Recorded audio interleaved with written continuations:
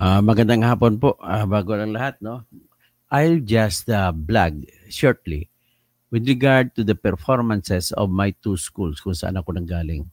Kung saan ako gumraduate sa Pamantasan ng Lungsod ng Maynila sa aking College of Law at sa Mindanao State University kung saan ako kumuha ng aking civil engineering at kaya nga lisensyado ako, civil engineer.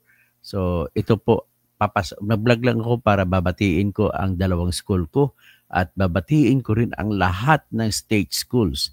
Kasi akalain mo sa top 10 ngayon, siyam na mga state schools, lahat nakakupo ng top 10 na places sa board exams ng civil engineering licensure examination. And I'm very proud talaga ako na mag-graduate nag-graduate ako noong 1988 sa Mindanao State University, Marawi. At ako'y nag-aral po na full scholar po ako. And I thank the government. It so happened that the government during that time was President Ferdinand Marcos Sr. So during those times, nakapag-aral ako. Prompt naman ang aming allowance. Nag-una 300 pesos a month.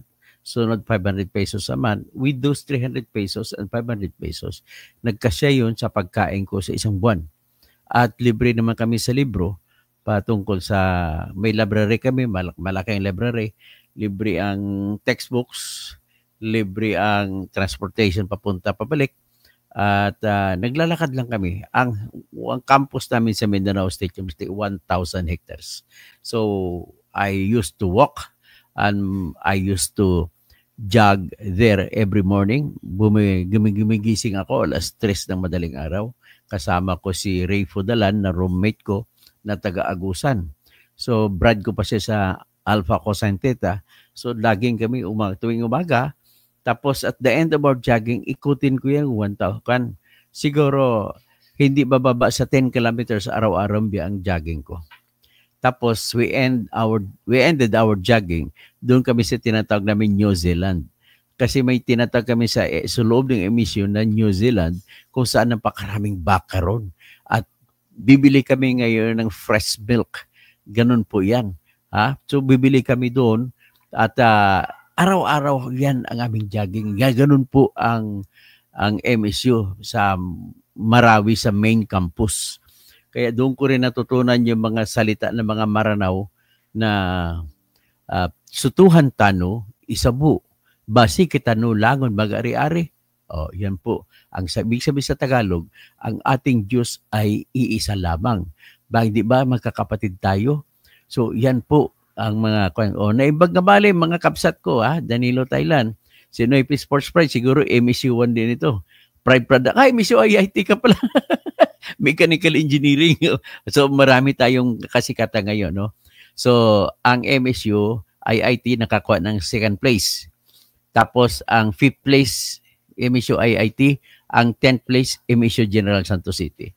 Tapos ang isa kong school kung saan ako nag-graduate ng abogasiya sa Pamantasan ng Lungsod ng Maynila ay number 1 sa civil engineering exam. Tapos kung titingnan mo ang roster mga top 10,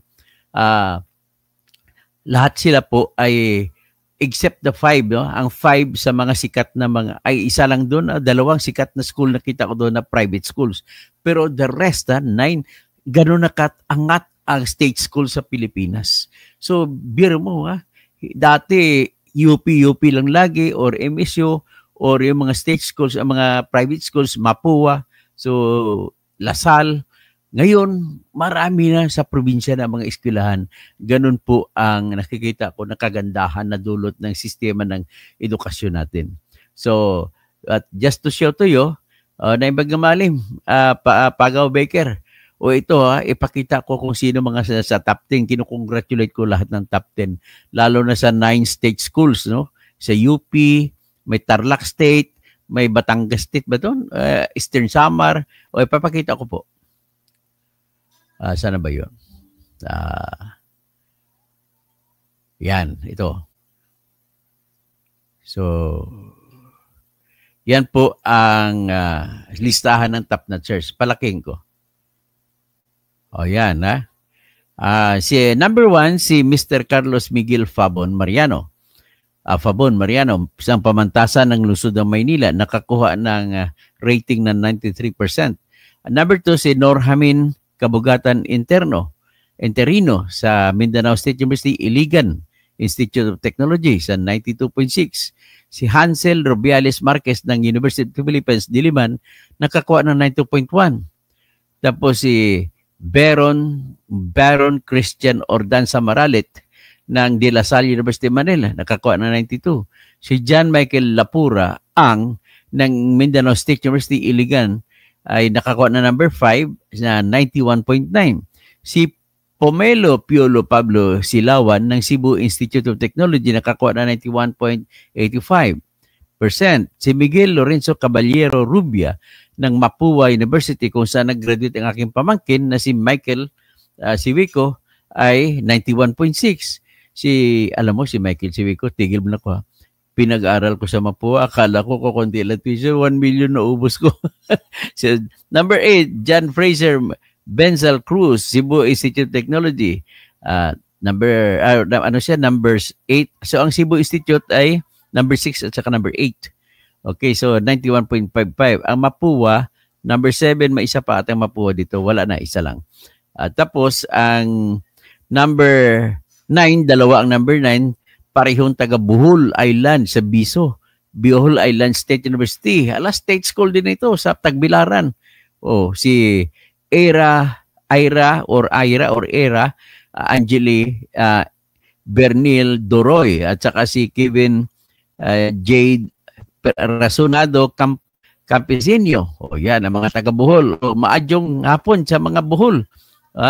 Tapos si Aaron Tejero Pamilyaran Jr. ng TIP, Quezon City. Magaling din itong TIP. Pero hindi ito, itong TIP? Hindi ito siya state school. Private school ito ni President Quirino. At sinong Quirino, yung sikat na babae, na magandang babae na Quirino, yan po nagmamanage nito. Tapos si Giancarlo Agpon Peñas at Ateneo Dinaga University o maray na po sa mga Bicolano.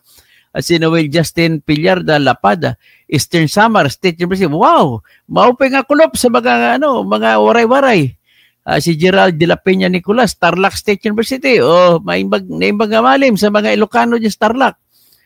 Nico Angelo Hermogino Panal, Mindanao State University, General Santos City. So yan po ang mga schools na performing schools sa ngayon. So I'm so proud na napakarami sa top 10 ang nagaling sa state schools. Iyan lang po ang ibig sabihin, iyan lang po ang pruweba na kung saan pwede mo sabihin ang galing po ng mga state schools natin.